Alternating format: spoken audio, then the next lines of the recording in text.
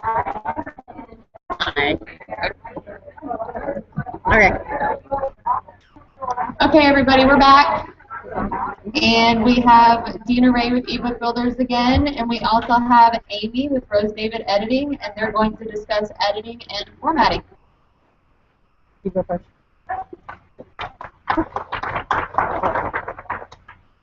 Hi, my name is Amy, and I am an editor.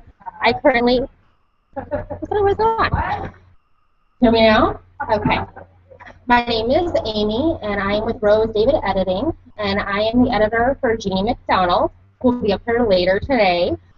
And I'm going to talk to you about different pieces of editing. I personally think that it is good to have a relationship with your editor so that you can work together to make your vision come true.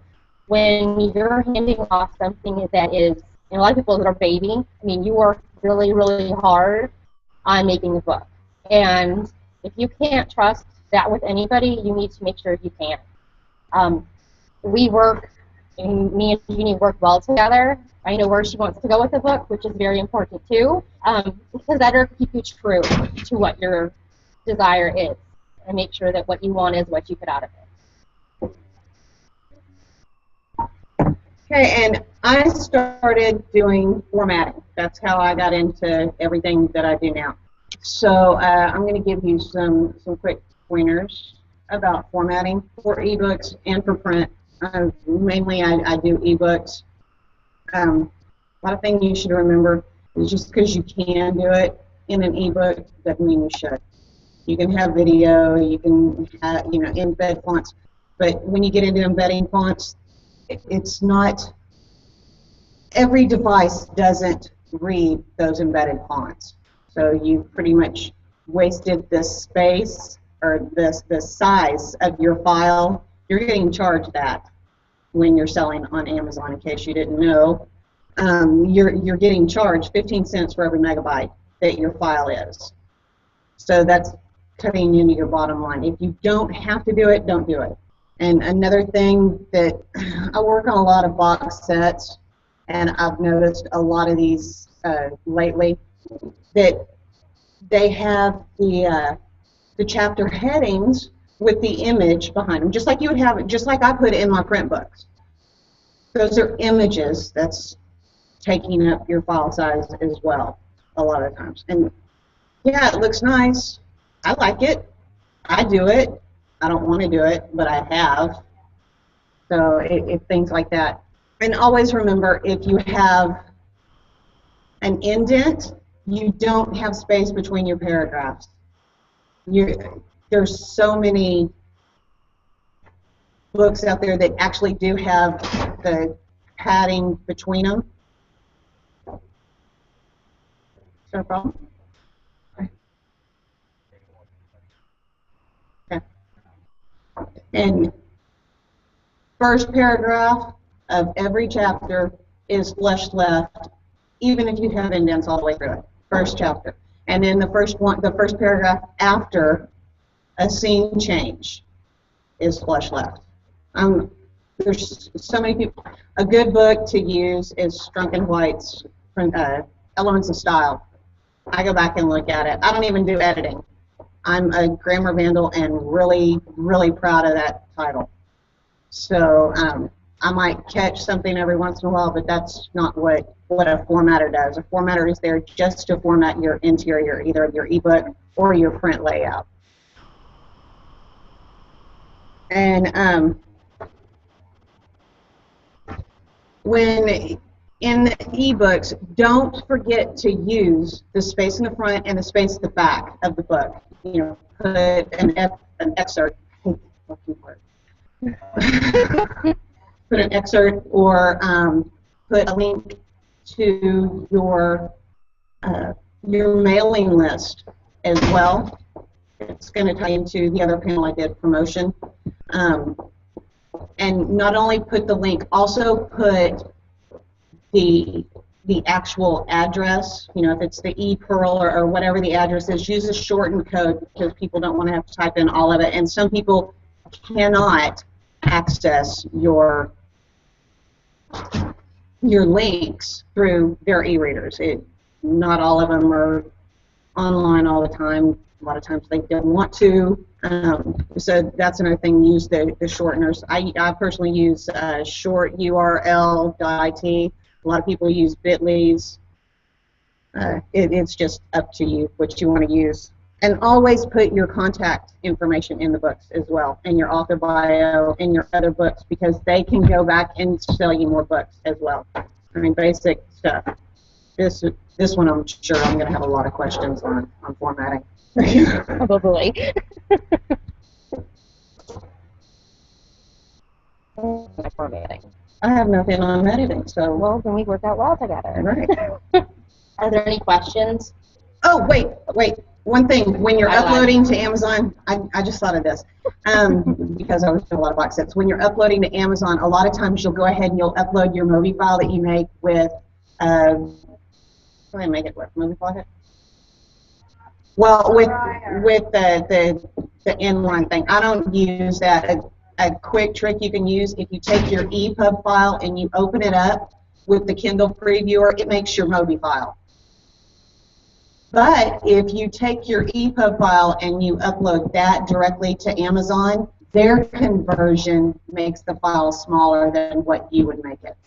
So that'll save you a couple of cents. I mean, especially if you're looking at a big file that you're trying to keep, small enough for 99-cent pricing, as it is on box sets. So remember that. Always upload your EPUB. That's your best bet. Okay, now we're going to have questions, I think. That works. If Tiffany would pay attention. That's what I was going to say. Okay, is anyone? Nobody has questions. No questions? All right, peace out. Elvis has left the building. That was easy. What?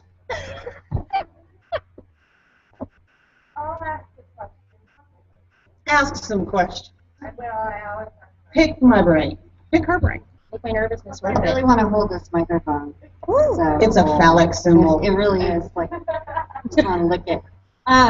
Please go. Okay, so as far as the formatting goes, I've done tons of research on that, and what I found is that CreateSpace, which is one of the original people that do the Print on demand. do the print. They'll actually send out, or they do have links. If you want to change your book size from like a 6x9 to an 8.5 by 5.5, or whatever you want to do for that specific series or that whatever, they'll give you the how-to in Word. So they'll tell you exactly what the margins exactly have to be. Yeah, CreateSpace. CreateSpace does have, they have templates. I can't tell you what the link is, but you actually have to search for them. But they have the templates, all the different sizes. Yes. And they have formatted, and they just have basic templates. And don't be lazy about that, because those what they offer you is priceless. I mean, what they offer you as far as and it's a good starting point. Yeah. It really is. It's a good starting point to then go in and you use the styles. Yeah.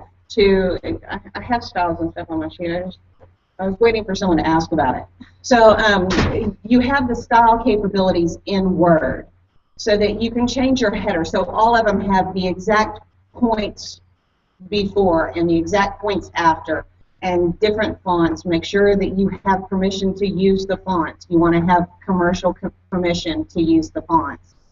And you can go in and a lot of the times I did Saving Abel for Gina Whitney, sorry. Yeah, she's going to kick my ass. Yeah, I called her book Spanking Abel or something. So, but behind her heading, I had a watermark of, chains because it's rock BDSM fiction. So, I just put chains there, and for the little scene change images, I did handcuffs. But yeah, you have a lot of capabilities in the print if you just take an extra step. you can do the plain Jane. There's nothing wrong with plain Jane. You know, it's worked for Sidney Sheldon for 100 years. So, Well, this might open up a can of worms. It's totally off subject, but it just came to me. This is editing. I think back in 1985 or so, somebody bought one line from Jimi Hendrix song for $250,000 to put into his book. You are not allowed to write lyrics verbatim in any book at all. Nothing. So my last book, I was riding my bicycle and listening to Van Morrison tell me how we are all born before the wind and the sun. So you can move it around, but you cannot actually put a line from a song in any book. Nothing. Nothing verbatim. And that is bothering me lately because I'm seeing it everywhere, and if these people get big, Amazon's just going to cut them off. yeah, well, I know about this. Okay. Because I That's have copied this copyright, up. and you can get permission from the copyright holder, but to contact them is like takes a years. crazy maze, and they ignore you. They would rather wait. You go ahead and put the lyric in your book, and then they're going to come after you if the book ever or not hits it, Exactly. and then take everything and own your fucking book. So yeah, don't do it. Exactly. Switch the stuff up, give the impression of it, or I have one author that she writes her own lyrics. Right. Like Jennifer did it awesome when she did Maybe Someday with Griffin, whoever it was. She did it great because she actually used another musician, and she came up with her own lyrics. But Jennifer, if you write it verbatim, right? you are totally screwed. Yeah. Amazon will take your book and say you are never allowed to even come on this website again. Yeah. And I'm seeing it everywhere, and it's so sad. Nobody knows. Nobody This is knows. copyright Well, infringement. a lot of people, they think it's out there in the public, so they think it's public domain. It's really not. It's just like putting a book in there. Now, Jennifer Theriot, she actually, for her book, she wrote lyrics, and then she turned around and she had a musician friend of hers in Austin put it to music, and then he recorded it for her. And so she gives that away as, one of her gimmies. So, if you can write a freaking book, you can write your own lyrics. Don't steal from, Or I hate to you say can switch- steal, you don't can take someone else's. Switch them around. You can, like I said Van Morrison was singing to me about how we were all born before, and it wasn't verbatim. It was just he was telling me, Yeah, you're giving the impression of the book, exactly. but you're not giving the lyric, and that way, that's really good. The person can say, "Oh, I wonder what Van Morrison sounds like," and then they can go listen to the song if they want to. Yeah, I don't know what song that is. As far as we were born before the wind, and if I put that in there, holy crap!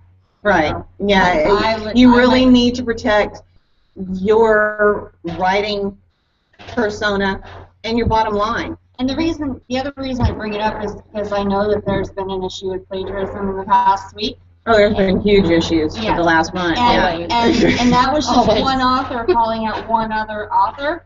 These are musicians that could call out authors. Yeah. And it'll happen because huge. there's a lot of people, and I know my ex, he had all of his.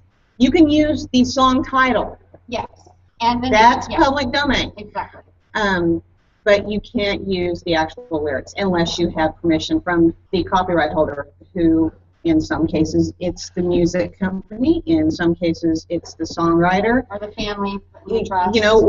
The Beatles songs were all owned by Michael Jackson.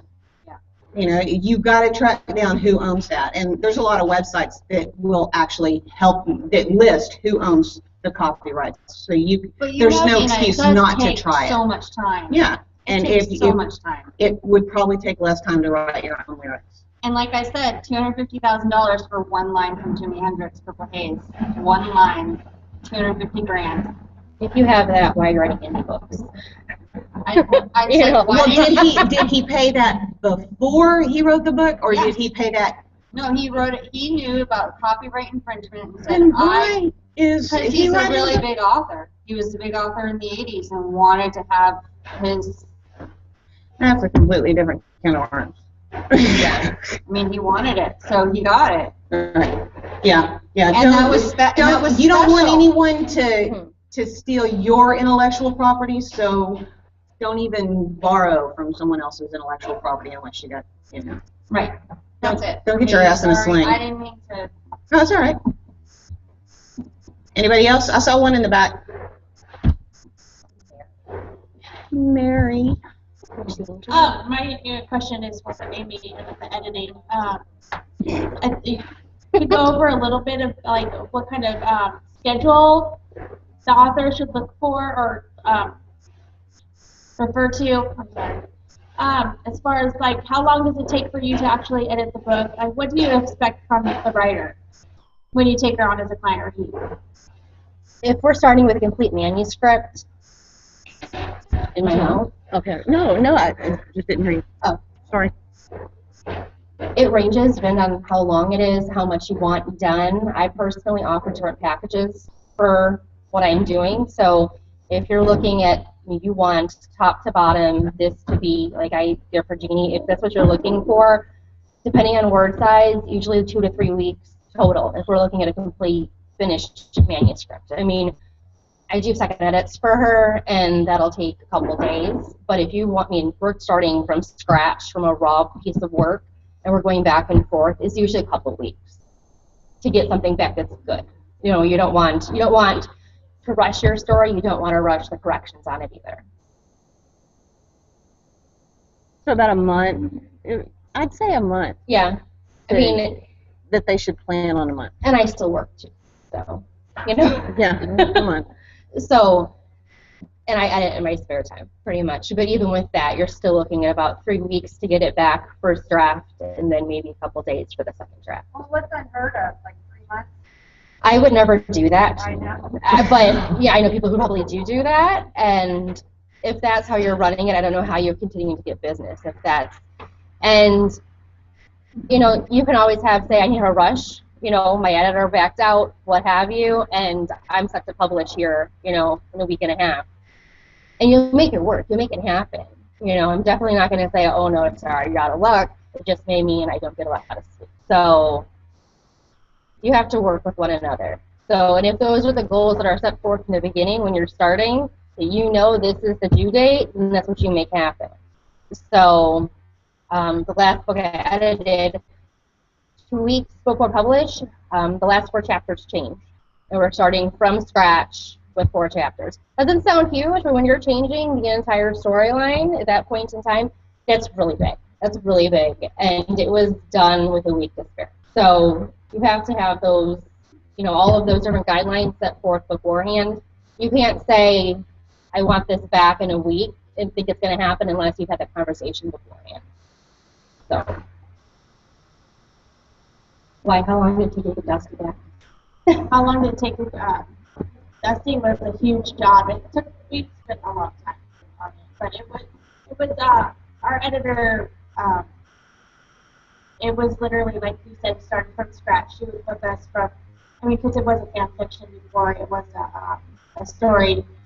So we had to take that and rewrite it, right? Everything. So I don't think that was really the norm. Like if I was to start an original book and start, you know, that wasn't already written. I think it'd be a lot different. But I just asked because she's a freelance editor also, so she edits for a lot of other authors. And she said something the other day about authors like just sending them their manuscript and be like, I'm publishing in 2 weeks, so can you get this done? And she's like, no, it takes me, you know, to talk to her first so she can schedule you in to have it done.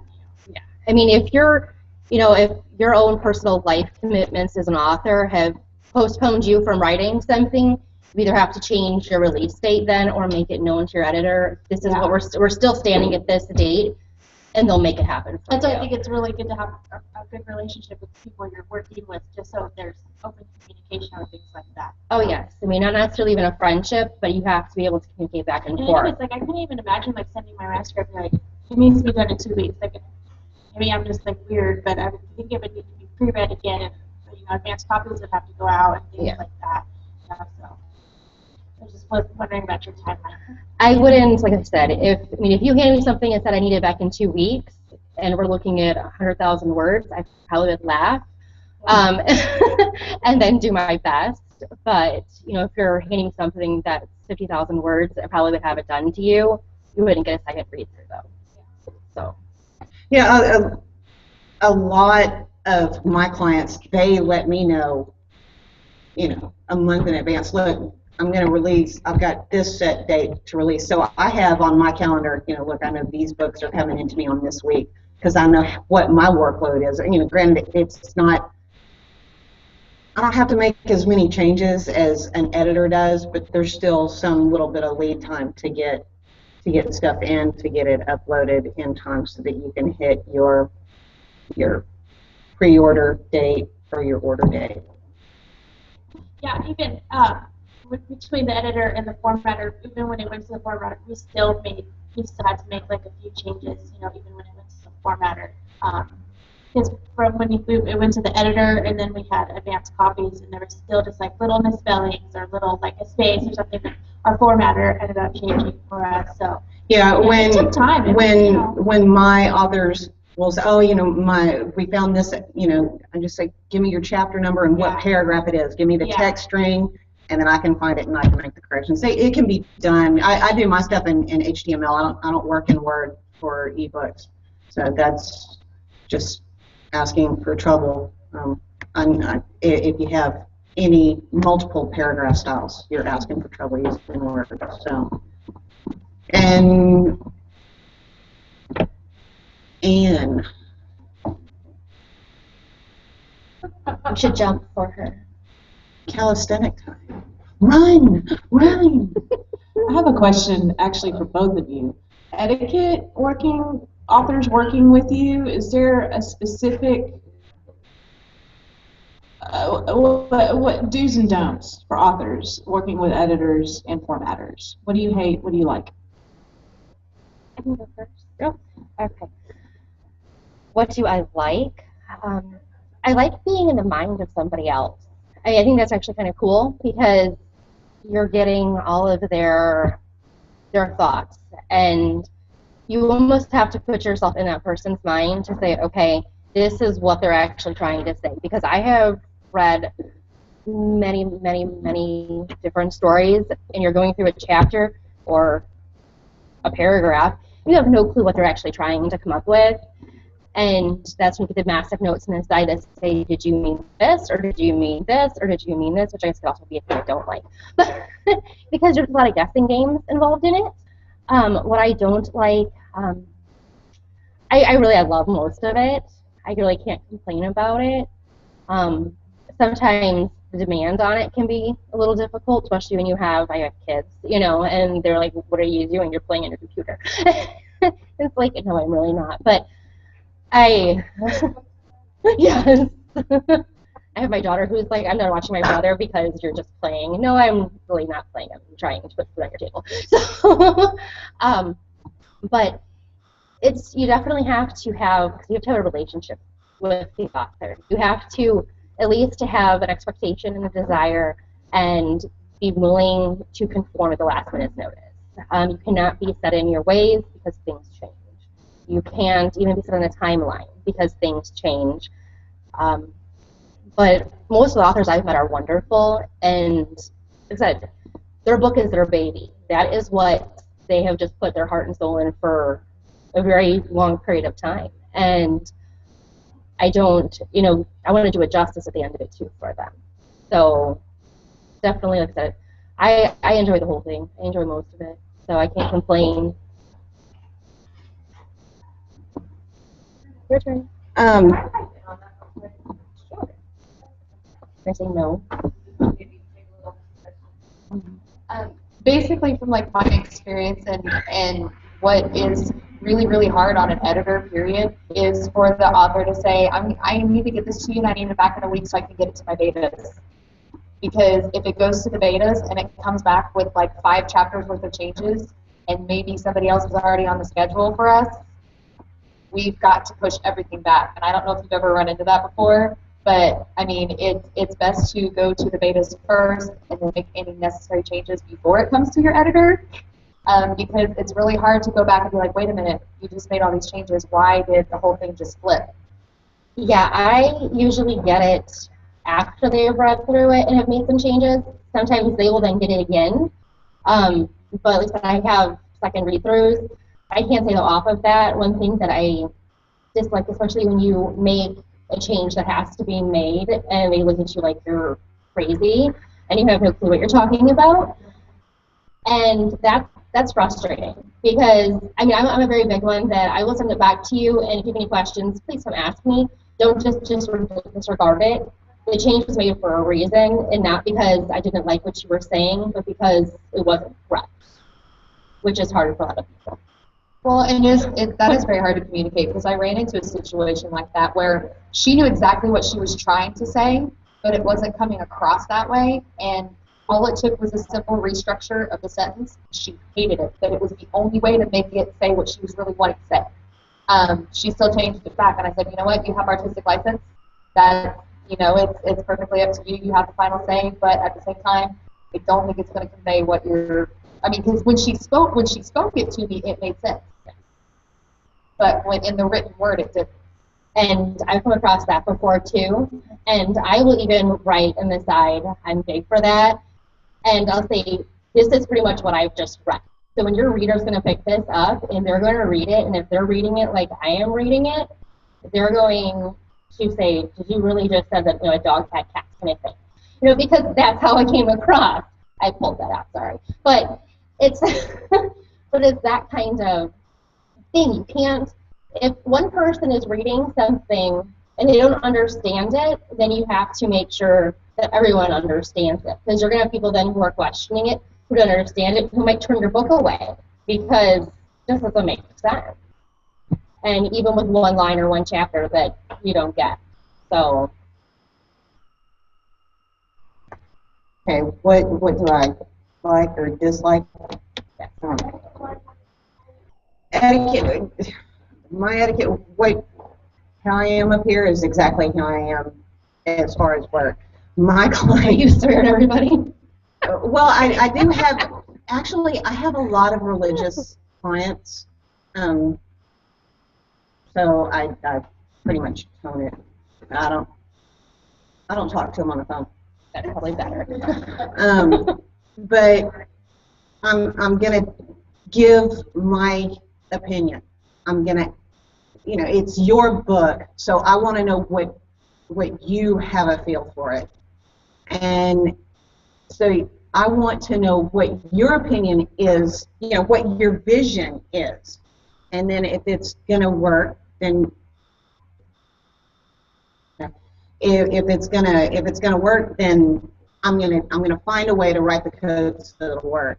And I don't really dislike anything about my client interaction. I'm really impatient, really opinionated, really bossy. No. Yeah. So is, you know, I work 18 hours a day. As soon as I get something done, I email it off. You know, here, take a look at it. I expect you to have it back to me in 30 minutes. I know that that's my problem. That's not yours, so I don't let that interfere. But yeah, but if you leave me, I've got one client, and she's actually in England. I sent her the draft of her ebook 2 months ago. I'm still waiting to hear back from her on any changes. It hasn't been uploaded. It's just been sitting. So I like people that are serious about this. They're not doing it, you know. I just thought I would. So, all right, we're not going to take any more questions. We're going to fix and lose audio capabilities. So we'll still be here. I'm here. If you have questions that we couldn't answer right now, come up and ask us. I'll be smoking. Me too. Peace out.